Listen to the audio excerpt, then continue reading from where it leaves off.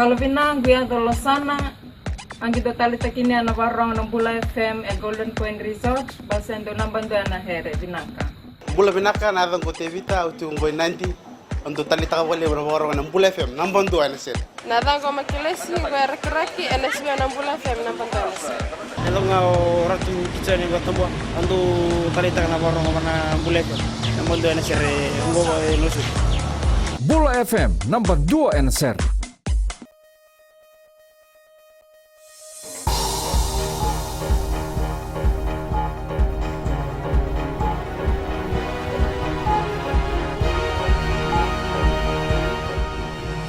Good evening, this is FBC News. I'm Jackie Spate. In this bulletin, tropical cyclone warning lifted for the Fiji group. Damage reports come in from the Lao group.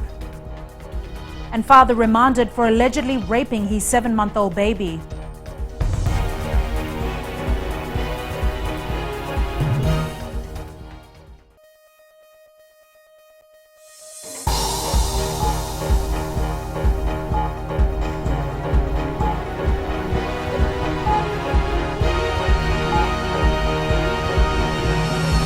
This is FBC News. I'm Jackie Spate. In this bulletin, tropical cyclone warning lifted for the Fiji group.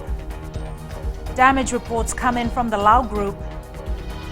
And father remanded for allegedly raping his 7-month-old baby.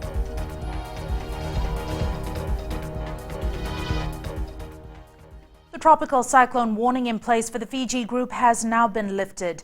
However, the Nadi Weather Office says the strong wind warning for the southern Lao and Lomaiviti groups still remain. Madiumbolai Tamana has more. As tropical cyclone Winston continues on its projected track northeast of the Fiji group, the warning from the Weather Office is that strong winds are still prevalent in the southern Lao and Lomaiviti groups. The tropical cyclone now located to the east of Fiji, and it continues to move northeastwards.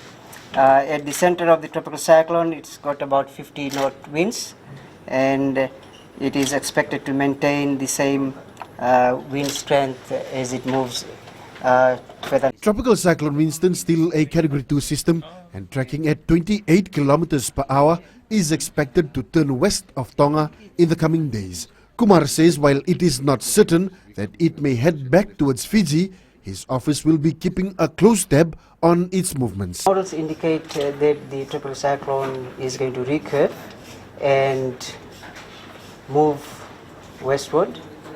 At the moment, the model guidance suggests us that the strength and where it will be, whether it is going to affect directly or not, it's really uncertain.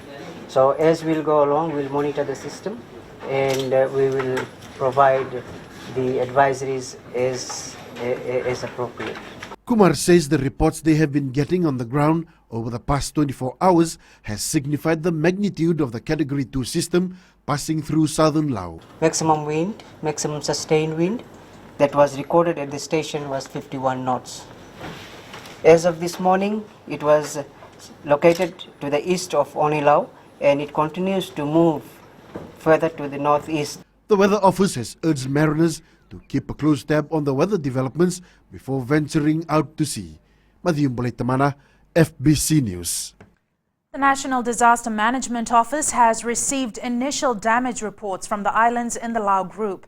Director Kapusi Tuifangalele says they are waiting for the proper assessment report from the affected areas. Farzana Nisha has the details. Strong winds and heavy rain brought by tropical cyclone Winston badly damaged crops on many parts of the island in the Lao group, and indications are that Onoi Lao has been the worst hit. For Onoi Lao, there have been major damages on the crops. This is for the 4 villages over there. There have been reports from the Turanganikoro in terms of the some of the minor buildings, for example, the toilets, the kitchens that are being damaged. TISMEC Director Kapusi Tuifangalele says a meeting tomorrow will decide what form of assistance can be provided to the Lao group and how quickly it needs to reach the maritime islands. There have been no reports of loss of life or any injuries to villagers. Tuifangalele also says his office remains on high alert, monitoring tropical cyclone Winston throughout the week. According to Director Meteorology, yes, it's a possibility that maybe in a few days' time, probably looking into the weekend, the tropical cyclone Winston will turn around from Niue. If that happens, I think for us, the level of preparation is good. People, they are on alert and the public are aware of what is happening. Schools in the Lao group are likely to open tomorrow. Farzana Nisha, FBC News. The government has stopped gravel extraction by the All Earthwork Company, which has been dredging in the Navua River. Prime Minister Vorenge Bainimarama issued the directive yesterday after a meeting with relevant government agencies. Akusita Tale reports.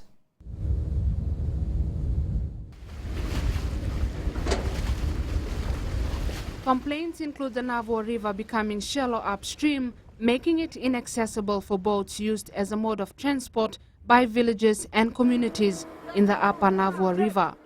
The river has also been diverted by All Earthworks Company, building an access way to reach the other side and extract more gravel. Villages and communities also say that the river's ecosystem is depressed, resulting in depleted food sources such as fish, eels and mussels. In issuing the Stop Work Directive, Prime Minister Vorenge Bainimarama says there are legal issues to consider. The license used to extract gravel from this particular area in the Navua River was issued to the Namosi Development Corporation but was used by All Earthwork Company. This, the government says, is unethical and raises issues of legality. Bainimarama has directed that the Lands Ministry or the Itoke Land Trust Board will only approve gravel extraction licenses after appropriate environment impact assessments are conducted. The Prime Minister has stressed the need for government officials to ensure that there is no exploitation of resources and communities in the future. The Fiji Police Force is also monitoring the site to ensure that the directive to stop the gravel extraction operations is complied with. Akusita Tale, FBC News. A 29-year-old man charged with 2 counts of rape has been remanded in custody. The accused, who appeared in the Nadi Magistrates Court this afternoon, is alleged to have raped his 7-month-old daughter on 2 separate occasions since October last year. When asked if he understood the charges read out to him in court, the accused responded with a nod and was asked by Magistrate Serumi Turanga to respond verbally and clearly. The accused has opted for legal aid representation. Magistrate Turanga has ordered that the accused be remanded at the Natambua Corrections Facility until the case is called in the Lautoka High Court on the 2nd of March.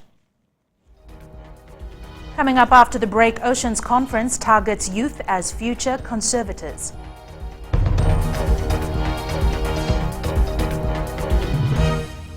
Yandra! I love listening to Gold FM at Golden Point Resort. Gold FM, only the classic hits. Hola, my name is General from Rakiriki Village. I love listening to Gold FM, only the classic. I'm Moses from Valeu. I love listening to Gold FM, only the classic hits. My name is Marida Manako. I'm from Kandavu.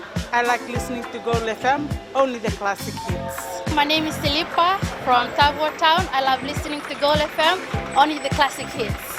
Gold FM, only the classic hits.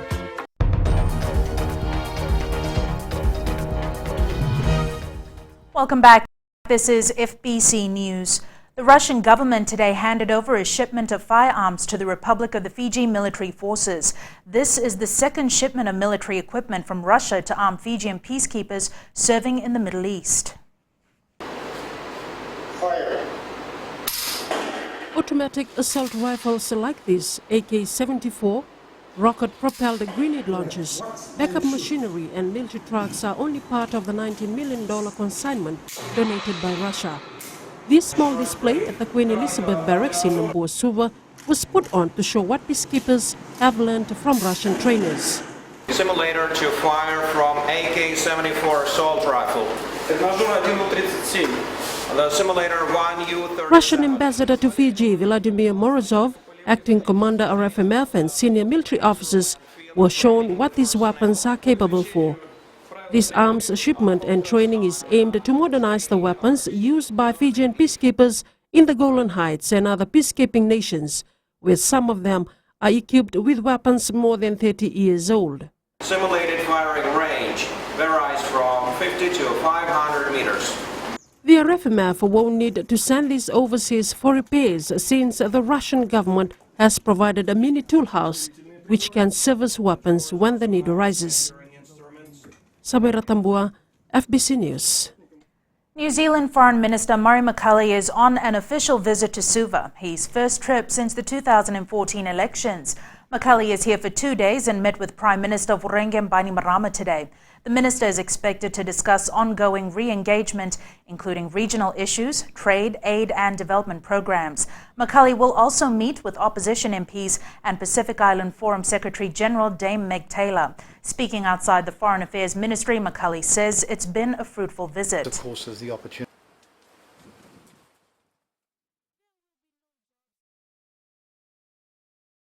McCully will be hosted to a cocktail in Suva this evening.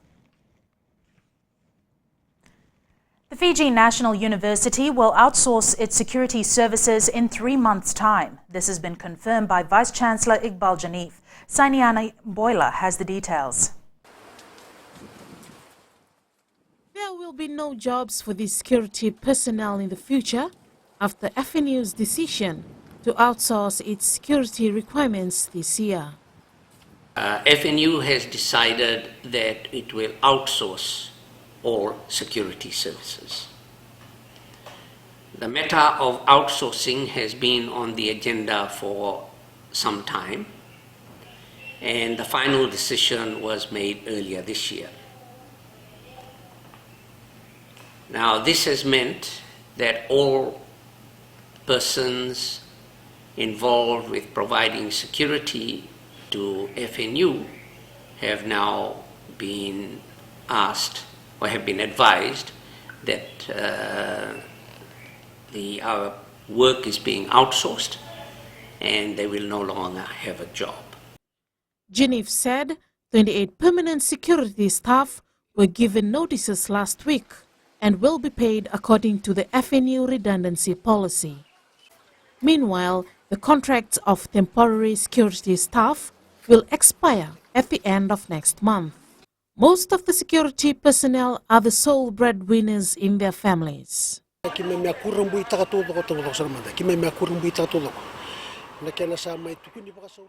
We were shocked to be short notice regarding this decision by the board to outsource security here at FNU. We were all shocked. We did not believe that it will happen this way. We are here for years. We know all the teachers. Even the FNU Students Association was shocked to hear all this. We are sole breadwinners and we really think about our families. Nearly 200 security personnel are expected to be affected by the change. Sainia Nimboila, FBC News. Dredging the Rakiraki River mouth and upstream locations are two options being considered by the National Disaster Management Office to address flooding in the area. Minister responsible Inia Seruratu says the Land, Water and Resource Management Unit in the Agriculture Ministry will work with Fiji Roads Authority to improve this. Seruratu says the National Disaster Management Office will first identify who's responsible for which area along with the funding component. Commissioner is looking into that, and I look forward to getting the formal report out of the meeting that they convened last Friday, so that we can look into it. It's unbecoming that with every little drop, the township is affected, and of course the people as well, and we want to come up with a long-term solution that will address the issue. Seruratu says the diversion of waterways decades ago is one of the contributing factors to the flooding. Forests reduce the level of carbon dioxide in our atmosphere. Following the introduction of the REDD Plus program in 2009, the Forest Ministry and government have strongly emphasized conservation of forests.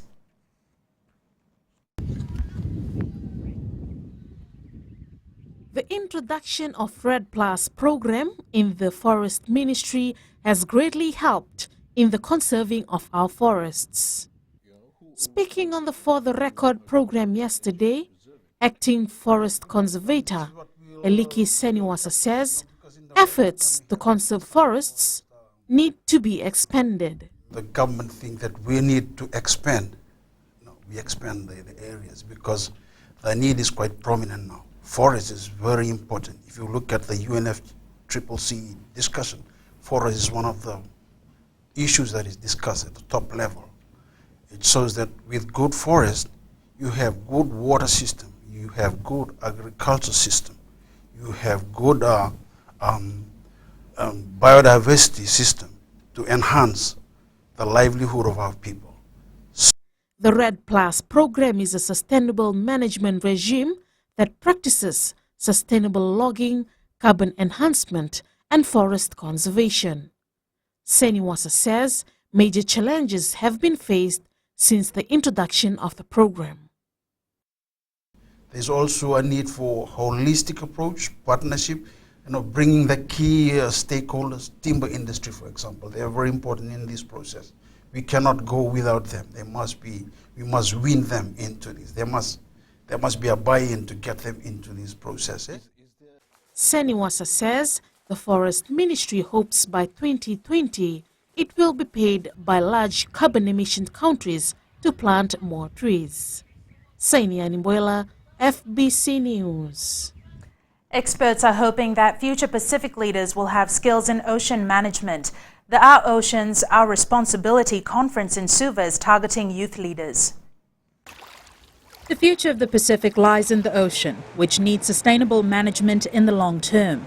This is why the International Union for Conservation of Nature and Natural Resources is hosting an Oceans Conference in Suva. And the fact that we could bring all these young people together to meet each other, to learn from some very learned people in their respective fields, and then hopefully to have them form a network after the conference is over and to continue in trying to find solutions to the region's oceans issues is very important for IUCN to play a role in. Dr. Malika Sobi says the conference is targeting crucial ocean management problems faced by participants in their respective countries. 70 participants from around the region have gathered for talks made possible with backing from the American Embassy in Suva. The U.S. government, our president, our Secretary of State, and the leadership really attaches great importance to international collaboration to bolster the efforts to protect our ocean resources. So I'm very proud that the U.S. Embassy was able to provide funding to support this workshop that's taking place here this week. 13 oceans experts will be speaking on various dangers that exist and the solutions available. It's expected that the knowledge gained here will help these youths be more active in managing resources, conserving and protecting oceans. The conference ends on Thursday. We have sports up next, and Jamie joins us now with the latest. Thank you, Jackie, and good evening. In sports after the break, experienced reps the boost Fiji Warriors. And Fiji Sevens extended squad back in camp today, but with 3 men short. Details coming up.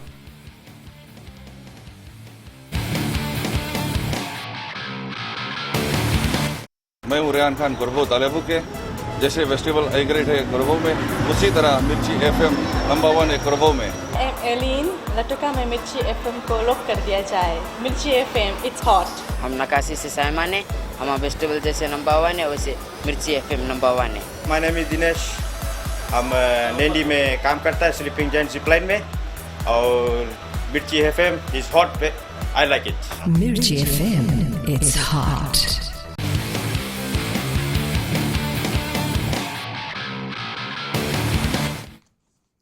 Vodafone Fiji Sevens rep Pio Tuwai is among 3 players who did not make it into camp in Deumbu today.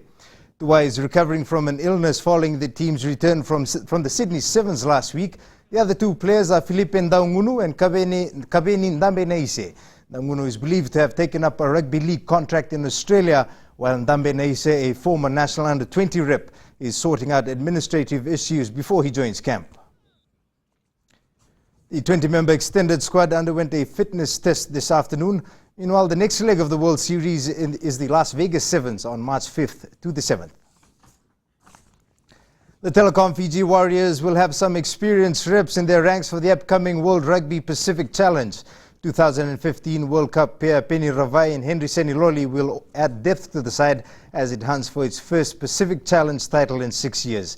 Sale Ndavakdaka reports. Fiji Warriors extended squad members continue their daily preparations for the Pacific Challenge in Suva next month. With the number of teams in the tournament reduced from 6 to 4, prop forward Penny Ravai expects the hosts to pull through. Certainly my aim for this year is to wear the Fiji Rugby jersey, Fiji Warriors jersey again, and to play a lot of game time this year, because last year I didn't have a lot of game time. One player who just returned to the country after competing in club rugby in Italy is counting on local players to make the step up. They'll gain some experience and especially exposure to the overseas clubs. The Pacific Challenge will be held at ANZ Stadium in Suva from the 8th of next month. Chalendo Kavaka, FBC Sports. Westfield Dragons rep and up-and-coming sevens player Aminio Nasera hopes to follow in the successful footsteps of his flying Fijian elder brother, Vereniki Ngoneva. Nasera has already raised a few eyebrows at local tournaments recently and wants to continue to improve his form to earn a spot in the national team to the Rio Olympic Games. Josephine Avula has more. Training under the hot Nadi sun, 23-year-old Amenyo Nasera finds inspiration in the achievements of his elder brother, Vereniki Ngoneva. Since I started playing rugby, I have always wanted to follow Vereniki's footsteps, and I will try and achieve that in this tournament. Nasera grew up in Nangando village, a remote settlement in Nadi, but he's always dreamt big, following his brother Vereniki to greener pastures overseas. His game plan: do well locally and stand out for international selectors. I want to do my best in this tournament and also secure a contract overseas or make it to the Fiji team. That is what I have been struggling for over the past few years. Meanwhile, as teams including Nasera's Westfield Dragons prepare for the West Sevens, organizers have finalized attractive prizes for each category of the tournament. We have $15,000 as the prize money. That's including $5,000 for the first man category, $3,000 for the second man category, $3,000 for under 20, and the women's team we have to revise the amount to $1,000, and we also have prize money for the runners-up, the plate, the bowl, and the seal winners. The first leg of the West Sevens series will be held next weekend at Prince Charles Park in Nadi. Josephine Avula, FBC Sports. Nadi Football goalkeeper Verity Dixon has been working on new techniques to better his performance at this week's Premier League. His Nadi side defeated Nandrunga 2-0 in his first match last week, and the 28-year-old aims to help his team win each game and come out successful at the tournament. A new game plan, new pattern is like back four like that. So as a team, like he said, that some experienced players to be playing together. A double-header on Sunday at Nandi's Prince Charles Park. Nandrunga plays Mba at 2 p.m. while Nadi takes on Lautoka at 4 p.m.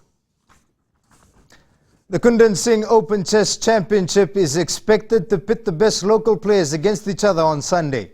Apart from the $300 prize money on offer among the open, secondary and primary school grades, it is also a chance for players to impress national selectors for the World Chess Olympiad.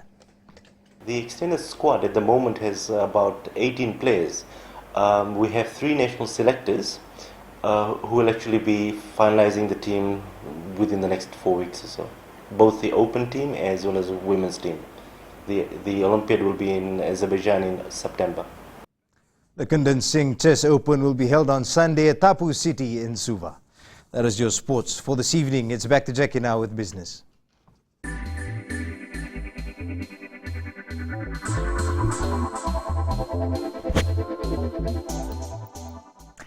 If you've never visited Fiji Broadcasting Corporation in Suva, you have a chance this Saturday.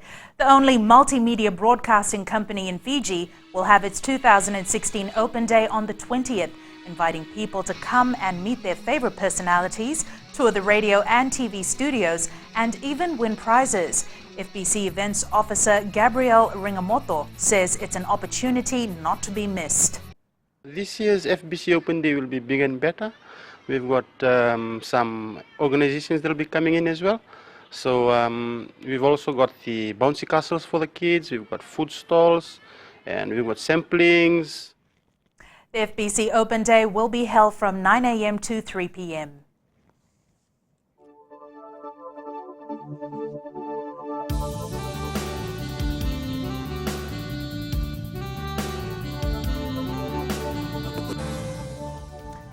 Last night brought some relief to the heat as Cyclone Winston passed to the southeast of Fiji. However, by this afternoon, the warm temperatures had returned.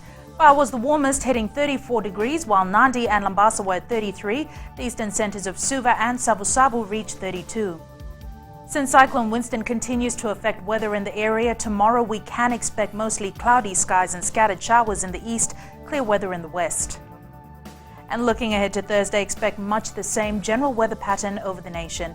A strong wind warning remains in force for the Koro Sea and Lau waters, with winds at times gusting to 45 knots, poor visibility and rough seas. And recapping the main stories for tonight, tropical cyclone warning lifted for the Fiji group. DISMAC office remains on alert for this week, and Prime Minister issues stop work directive at gravel extraction site in Navua. This week's poll question: after reports of a 7-month-old baby being raped, we are asking, are we doing enough to protect children from sexual predators? Visit our FBC website to take part. Remember, you can send us newsworthy pictures and videos on email citizenseyes@fbc.com.fj or share it with us via Facebook page FBC News. And if you're on Twitter, follow and tweet us your news tips at FBC_news or simply #FBC News. You've been watching FBC News. I'm Jackie Spade. Bye for now.